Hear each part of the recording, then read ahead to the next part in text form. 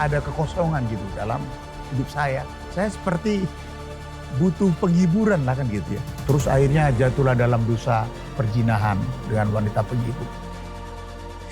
Bayangin orang miskin untuk makan aja susah Kak, apalagi untuk beli peti.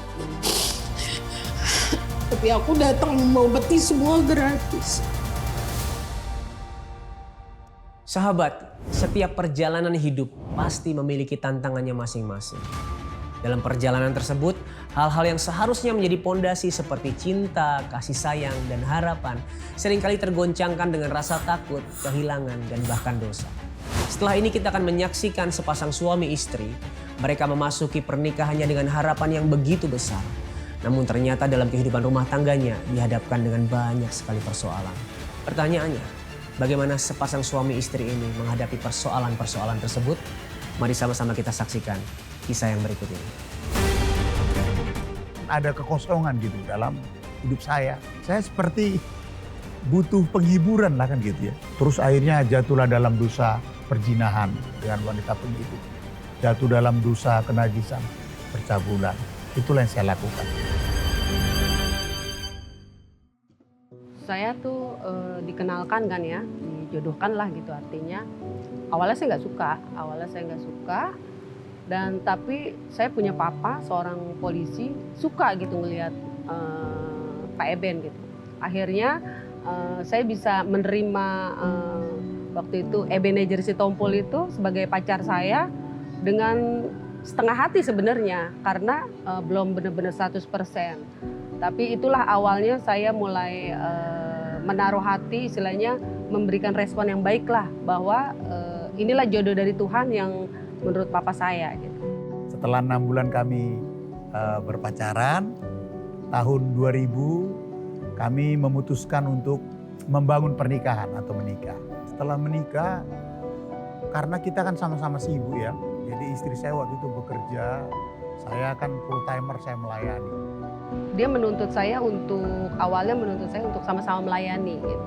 Tapi waktu itu saya masih bekerja gitu, karena saya berpikir saya harus bekerja gitu. Saya harus bekerja karena saya suka dengan pekerjaan itu.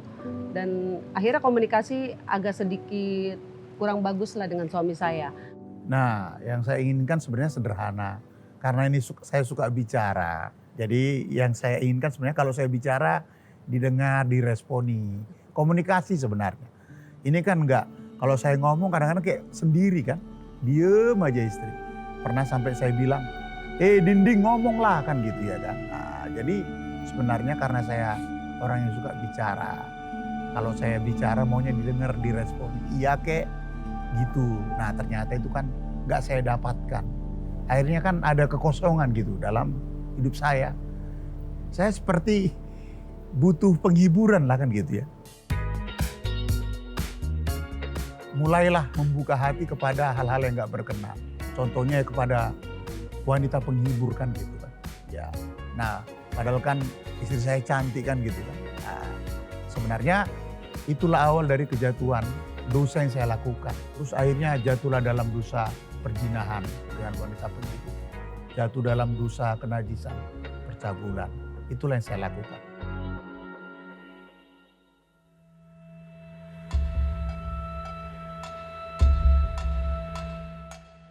Ya ke rumah komunikasinya nggak ada perkembangan. Saya yang suka ngomong dan saya kan menyembunyikan itu kan. Bisa saya tutup rapat-rapat.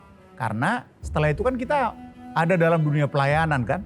Ikut doa, kebaktian. Keadaan keluarga kita juga itu udah terpuruk gitu ya. Artinya udah dalam keadaan yang tidak baik. Ya bahasa saya mungkin agak dramatis, berbahaya gitu sebenarnya. Karena ada dosa yang saya lakukan. Jadi dalam kondisi yang tidak baik itu, ya kondisi yang menyerah, hampir frustrasi.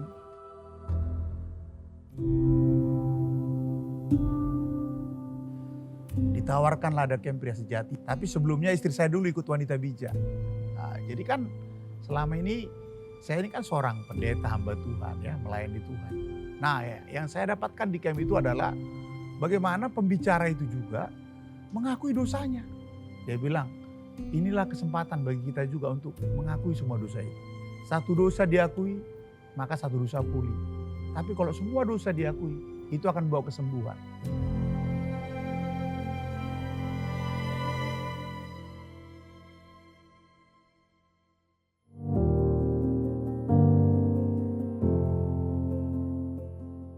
Malamnya saya ngakui dosa kepada istri. Itu gelisah mau mengakuinya, Pak. Bolak-balik masuk kamar, ya, bolak-balik gelisah. Bagi saya nggak mudah mau mengakui itu.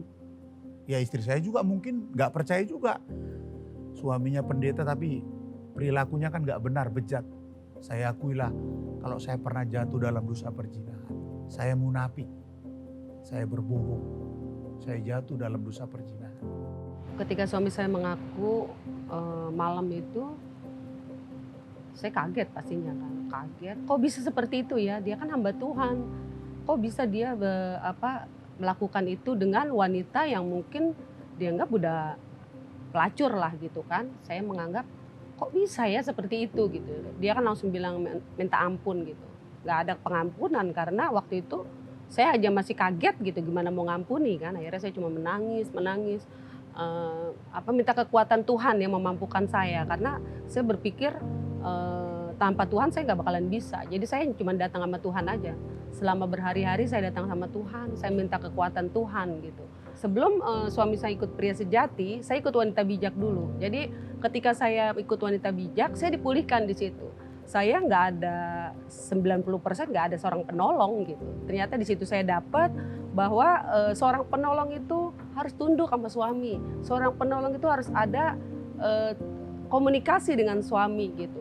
Hal yang tidak baik harus dikomunikasikan. Saya nggak bisa seperti itu karena saya tipe orang yang diem. Saya berpikir ya udahlah suami saya seperti itu, itulah gitu. Nah makanya ketika suami saya mengaku dosa itu, saya balik lagi ke saya. Saya menangis sama Tuhan. Tuhan kenapa terjadi seperti ini gitu. Tuhan berikan kekuatan kepada saya dan Tuhan mengingatkan saya bahwa suami kamu seperti itu bukan kesalahan 100% dari suami saya. Tapi ada juga kesalahan dari saya. Itu yang Tuhan ingatkan sama saya. Makanya saya 3 hari itu cuma bisa menangis, minta kekuatan Tuhan. Tuhan mampukan saya untuk saya bisa menerima suami saya gitu.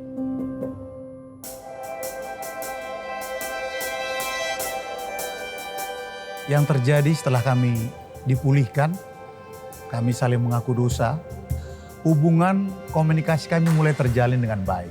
Terus kami bangun komunikasi. Nah sampai sekarang itu setelah kami menjalani kehidupan itu 16 tahun, akhirnya sekarang komunikasi kami udah semakin baik. Saran saya kepada para suami ya, bahwa istri itu adalah penolong yang terbaik dalam hidup kita.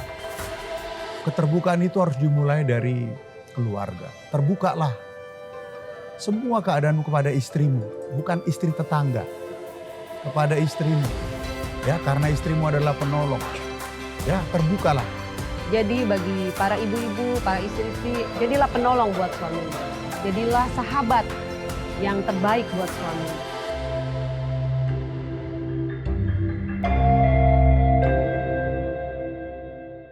Sahabat, kisah yang baru kita saksikan tadi mengingatkan kita bahwa ketika kita membuka hati, berdoa kepada Tuhan dan mempercayakan hidup kita, pasti pemulihan terjadi. Namun jika hari ini kamu sedang dirundung oleh rasa bersalah yang begitu besar dan kamu ingin berbalik kepada Tuhan, kamu bisa menghubungi nomor yang ada di bawah ini. Ini adalah nomor layanan doa dan konseling Cahaya Bagi Negeri. Kami siap untuk mendengarkan cerita kamu 24 jam dan mendukung kamu di dalam doa.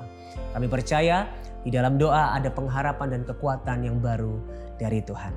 Setelah ini kita akan ngobrol dengan seorang sahabat yang mempunyai kisah tentang kehilangan yang sangat mendalam. Namun melalui kehilangan tersebut ia menemukan panggilan Tuhan untuk melayani mereka yang sedang kehilangan. Penasaran dengan kisahnya? Mari kita ngobrol dengan dia.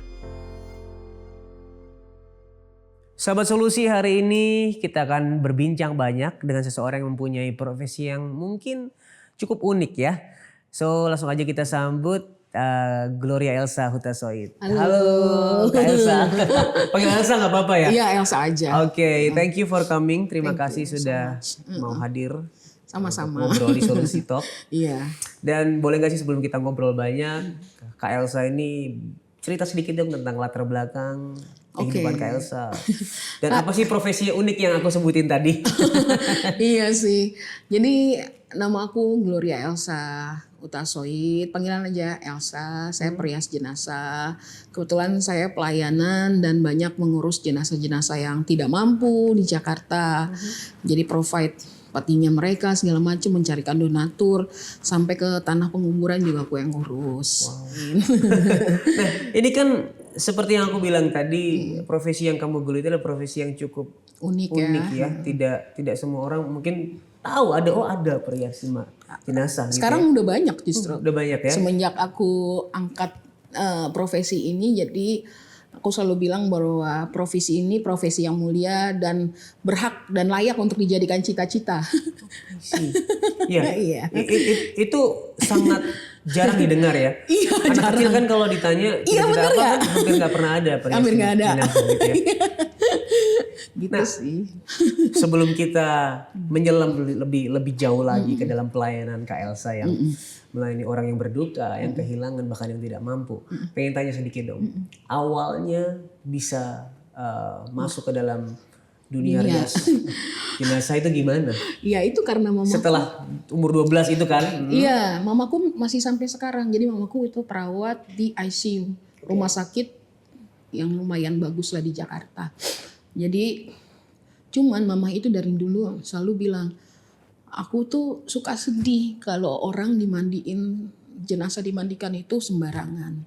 Sementara dari sisi medis mama itu benar-benar punya kemampuan kan. Nah, akhirnya aku ikut mama. Jadi ceritanya one day itu ada tanteku yang kerjanya pemulung.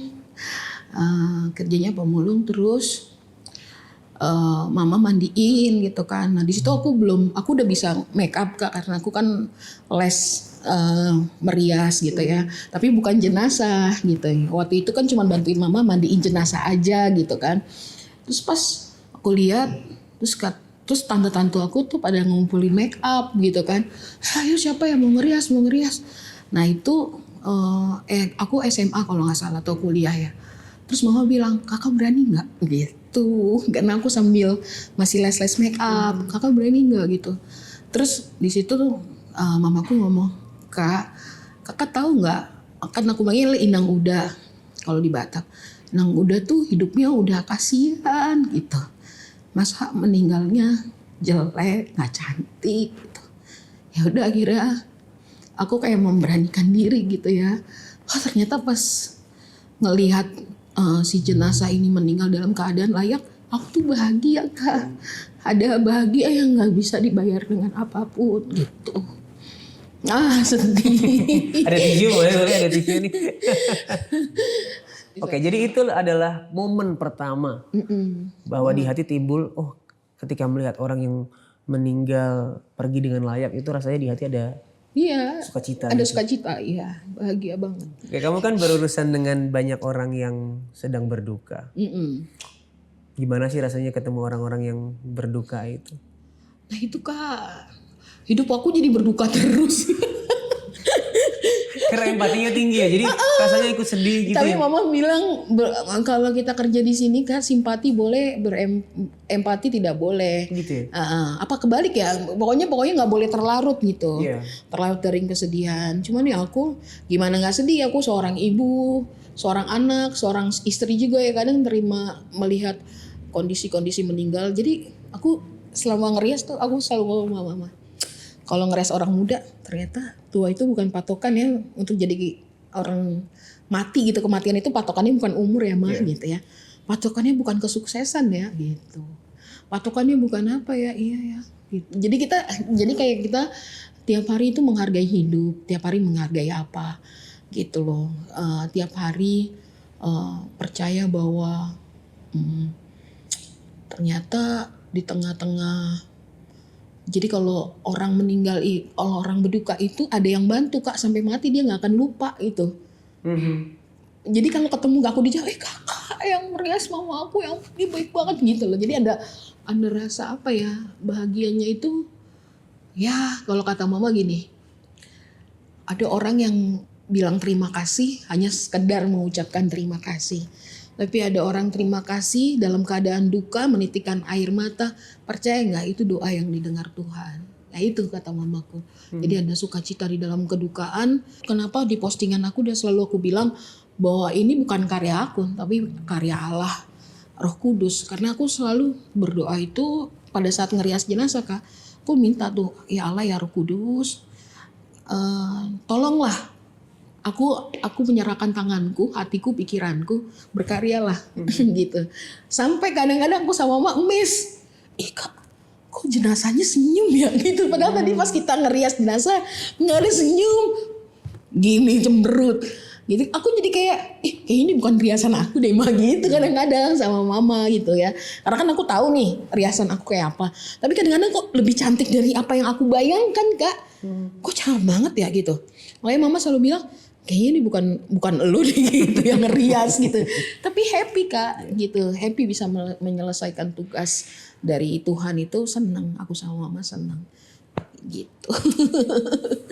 Apa yang membuat kamu bisa bertahan dalam pelayanan ini meskipun kan berat ya, harus bertemu dengan orang-orang yang berduka, menolong orang yang tidak mampu, harus kadang keluar dari dompet sendiri. Apa yang membuat kamu kuat untuk terus melayani? Apa ya? Ya karena keluarga, karena Tuhan. Karena aku tahu ketika aku ngurusin jenazah aku bahagia Kak. Nggak bisa dijelasin tapi kayak mereka itu bagian dari hidupku gitu loh. Kayak nggak banyak orang yang untuk bisa kasih hidupnya buat orang-orang asing. Tuhan sendiri bilang kan lu harus baik sama orang asing. Bayangin mereka orang asing dan mereka orang berduka.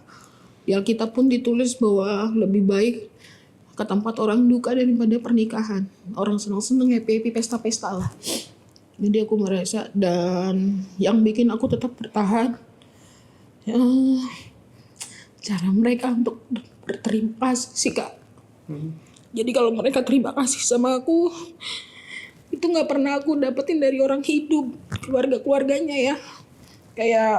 Kayak sama kasih banyak ya. Udah nolong aku. Itu yang susah untuk dijelaskan Kak. Bahagia banget. Dan pundakku ini nih udah banyak menampung air mata untuk orang berterima kasih. Jadi kalau aku peluk mereka nangis di pundak ini. Bayangin orang miskin untuk makan aja susah Kak, apalagi untuk beli peti.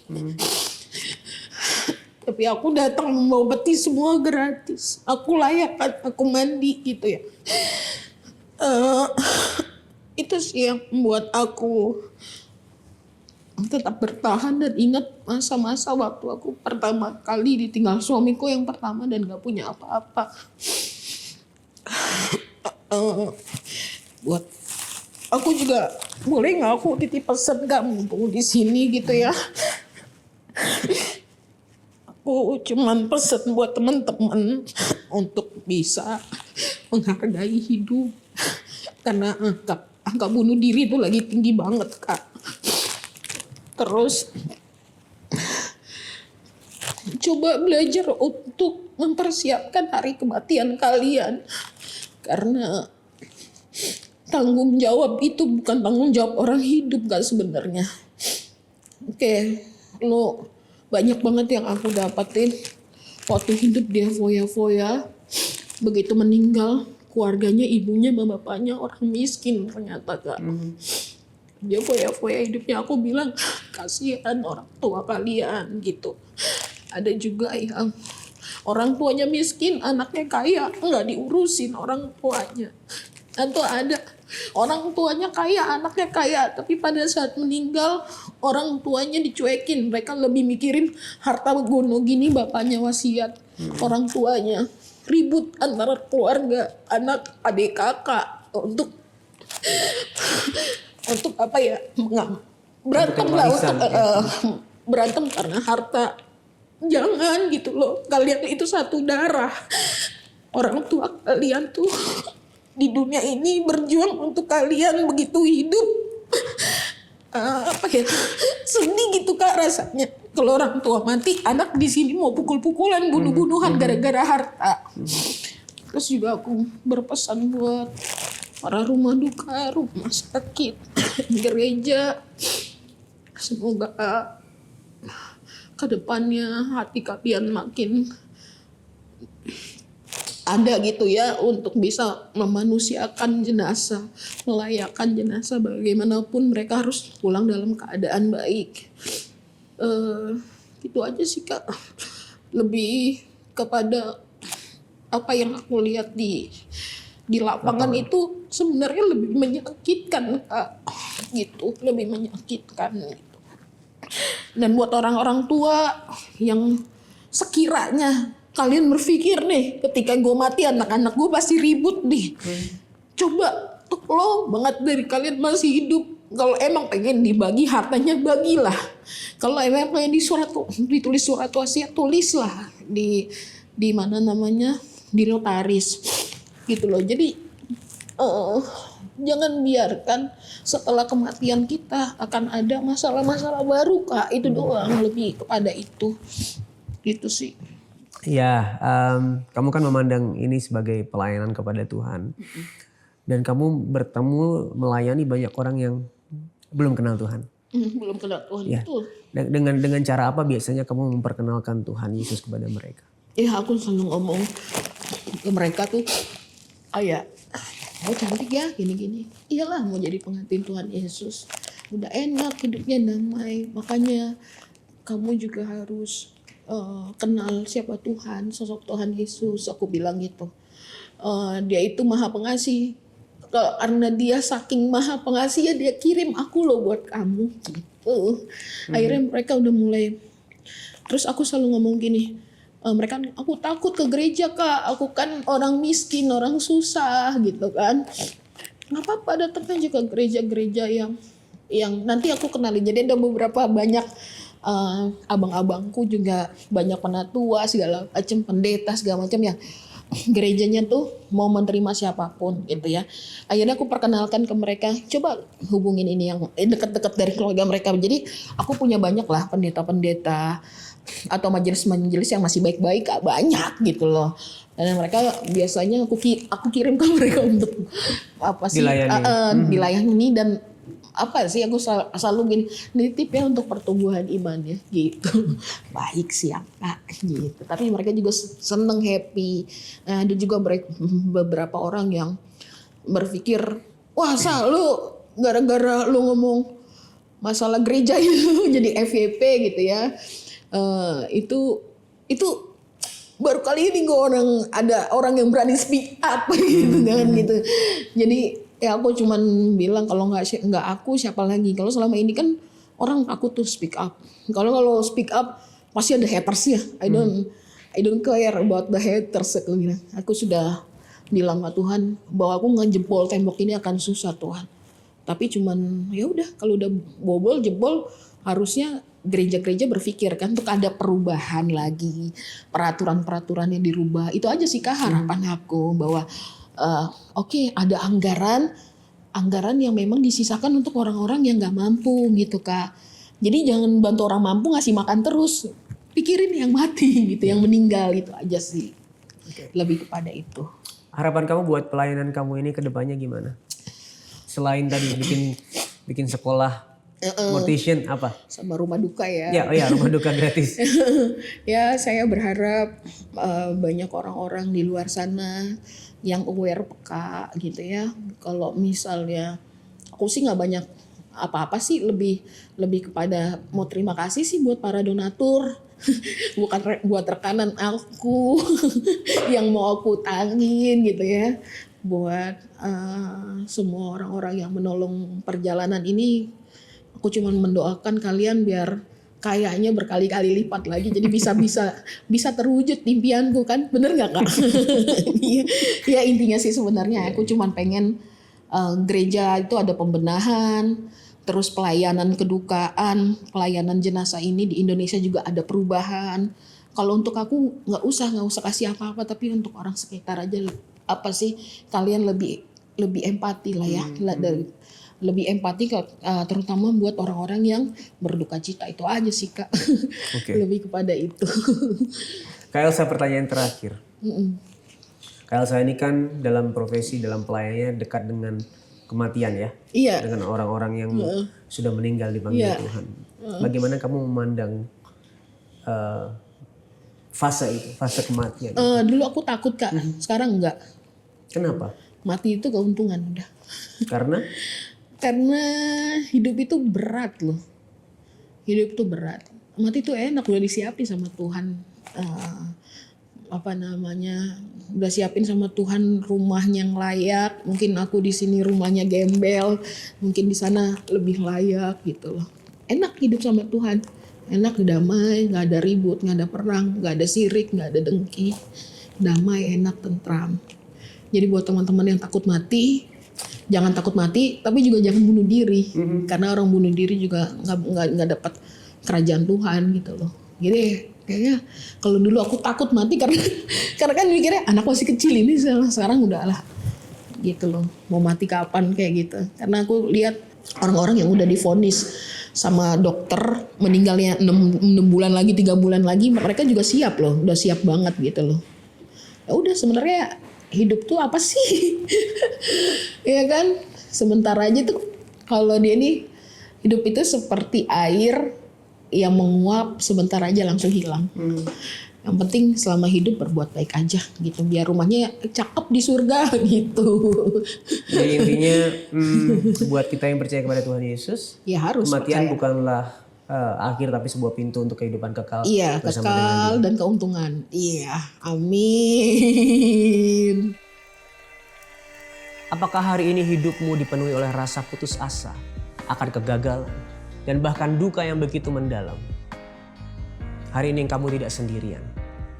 Ada Tuhan yang hadir menyertai di setiap keterpurukan, di setiap masalah dan di setiap hati yang terluka. Dan Dia sangat rindu untuk memulihkan hatimu. Seperti apa yang dikatakan Mazmur 147 ayat 3. Ia menyembuhkan orang-orang yang patah hati dan membalut luka-luka mereka. Ini adalah penghiburan bagi setiap kita, bahwa di dalam situasi yang begitu buruk, Tuhan ada untuk menyertai kita. Ia siap untuk memulihkan hidup kita, menyembuhkan luka di hati kita. Ia melihat setiap tetesan air mata kita.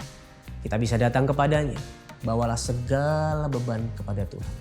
Sebab Ia adalah Tuhan yang setia dan mengasihi kamu. Mari kita sama-sama berdoa. Bapa, kami bersyukur bahwa Engkau Tuhan yang setia, tidak pernah meninggalkan kami. Engkau Tuhan yang mengasihi kami. Dan dengan kasih-Mu Engkau rindu untuk memulihkan hati dan menyembuhkan jiwa kami. Kami datang kepadamu hari ini dengan segala sakit hati, kesedihan, duka, apapun yang kami rasakan. Kami bawa kepadamu, kami akui itu. Kami sungguh sadar kami membutuhkan Engkau. Bebat kami dengan kasih-Mu, kasih yang sempurna, kasih yang sudah Engkau buktikan ketika Engkau memberikan hidup-Mu menebus setiap kami. Terima kasih Tuhan, hanya di dalam nama Yesus Kristus kami sudah berdoa dan mengucap syukur. Amin. Sahabat, jika hari ini kamu mengalami pergumulan yang sangat berat dan kamu merasa sendiri, ingatlah, kamu tidak pernah sendiri. Ada Tuhan yang setia menyertai kamu. Begitu juga kami. Kami siap untuk mendengarkan cerita kamu 24 jam dan mendukung kamu di dalam doa. Yang perlu kamu lakukan hanyalah menghubungi nomor yang ada di bawah ini. Ini adalah nomor layanan doa dan konseling Cahaya Bagi Negeri. Jangan ragu untuk menghubungi kami ya. Kami tunggu. Kalau kamu diberkati dengan tayangan ini dan kamu rindu tayangan ini lebih lagi memberkati banyak orang, kamu bisa mendukung dengan cara scan QR Code yang ada di layar kamu. Terima kasih sudah menyaksikan episode ini. Sampai ketemu di episode selanjutnya. Ingat, Tuhan Yesus sangat mengasihi kamu. Dan apapun permasalahanmu, di dalam Tuhan pasti ada solusi.